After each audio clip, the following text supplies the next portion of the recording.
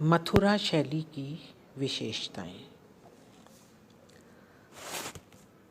मथुरा शिल्पों में नारी आकृति अत्यंत ही लचकदार, लालित्यपूर्ण और नारित्व के गुणों से सजी हुई दिखाई पड़ती है।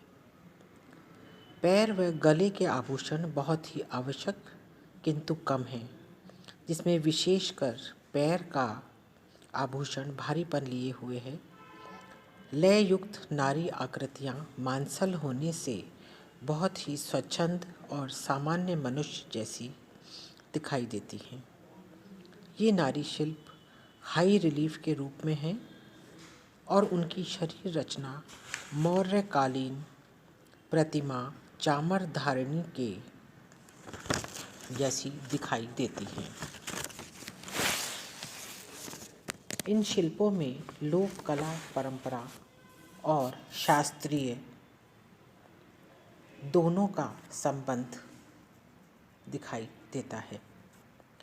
रेतीले पत्थर में बनाए हुए ये शिल्प बहुत चिकनाहट वाले नहीं हैं, इसलिए इसमें टेक्सचर का भी बहुत महत्व है। मथुरा शिल्प हाई रिलीफ और त्रिआयामी है।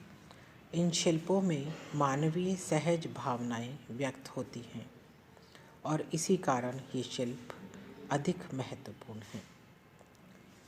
मथुरा शिल्प में कहीं कहीं वस्त्रों का भारीपन दिखाई पड़ता है। ऐसा लगता है कि शरीर से वस्त्र कोई वजनदार वस्तु हो। यद्यपि इनमें समानांतर रेखाएं और सशक्त फोल्ड भी हैं।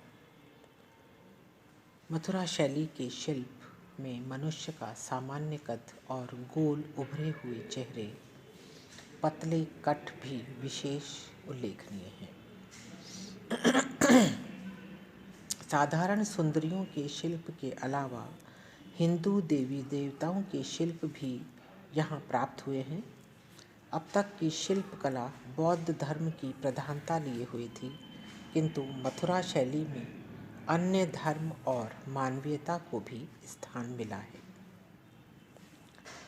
बुद्ध की एक खड़ी हुई व एक बैठी हुई प्रतिमा बहुत अच्छे उदाहरणों में से हैं, जिसमें निर्भीक और गंभीर भाव, बुद्ध का दृढ़ व्यक्तित्व, प्रमाण संतुलन और सरलता है।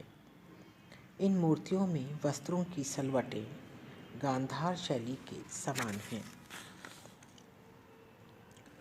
बुद्ध की अभय मुद्रा भारतीय तत्व है, जो मथुरा शैली की कला को अन्य कलाओं से ऊंचा उठाती है। बुद्ध के मस्तक के पीछे प्रभा मंडल बनाया गया है, जिसमें गांधार शैली की तरह सादगी के स्थान पर कुछ अलंकरण भी है। यह अलंकरण संतुलित है। बुद्ध की खड़ी हुई प्रतिमा सारनाथ से प्राप्त हुई है। इस प्रतिमा का कुछ विद्वान गुप्त काल से भी संबंध रखते हैं। वैसे यह प्रतिमा श्रेष्ठ प्रतिमा मानी जाती है। यह प्रतिमा सप्रमाण कद, संतुलित आकृति वाली और भावपूर्ण है। बुद्ध के अतिरिक्त चंद्र, सूर्य, विष्णु, कुबेर आदि देवी देवताओं की मूर्तियाँ यहाँ प्राप्त हुई हैं। विशेषता यह है कि शंकर की 4 भुजाएं बनाई गई है और सभी देवताओं को वाहनों के साथ बनाया गया है। कुछ उत्तेजक शिल्पों में स्त्रियों की मुस्कुराहट अपनी ओर आकर्षित करती हुई दिखाई देती है।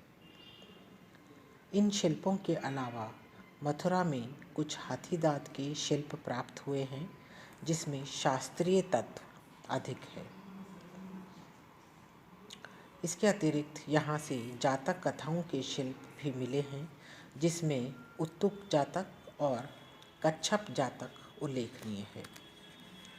कुछ हास्य प्रधान शिल्प भी प्राप्त हुए हैं, जिसमें एक बंदर को वैद्य के रूप में दिखाया गया है। शैव धर्म से संबंधित कथाओं में 2 भुजाओं वाले गणेश का शिल्प उल्लेखनीय है।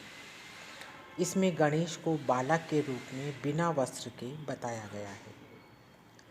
मथुरा शिल्प में बनी सभी प्रतिमाओं के कान गांधार शैली की तरह लंबे हैं। वस्त्रों की सलवटें कम हैं किंतु बहुत ही सशक्त हैं। कभी कभी इन्हें पहनने वाले ने हाथ से उठा रखा है। कुषाण काल में बना एक उल्लेखनीय कलिश्क का स्तूप भी स्मारक के रूप में है। इस स्तूप को शाहजी की डेरी भी कहते हैं। इस स्तूप से कुषाण वंश की धातु कला का विकास भी स्पष्ट होता है। इसको ग्रीक कारीगरों ने बनाया था, इसलिए थोड़ा ग्रीक कला का प्रभाव है।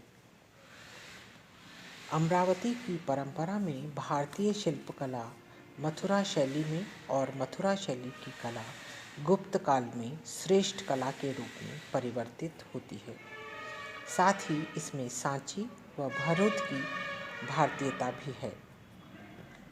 मथुरा शैली में स्वतंत्र शिल्प होने से इसमें वर्णनात्मकता की कमी है, किंतु इसमें संयोजन की कमी नहीं दिखाई पड़ती। एक प्रमुख आकृति के चारों ओर अन्य सहायक आकृतियां संतुलित तरीके से खोदी गई हैं। सुंदरियों के शिल्प सांसारिक हैं, जिनके चेहरे पर मुस्कुराहट है और आंखें खुली हैं। देवों के शिल्प गंभीर भाव लिए हुए हैं। इस काल में मूर्तियों के चेहरों पर मूछें नहीं बनाई गई हैं, जो इनमें पूर्ण रूप से भारतीयता को दर्शाती हैं। इस प्रकार भारत के उत्तर पश्चिम और दक्षिण पूर्व में एक नई कला शैली का विकास मथुरा शैली के साथ हो जाता है, जिसका समय 4वीं शताब्दी है और इसे प्रारंभ करने वाले मगध के गुप्त वंश के राजा हैं।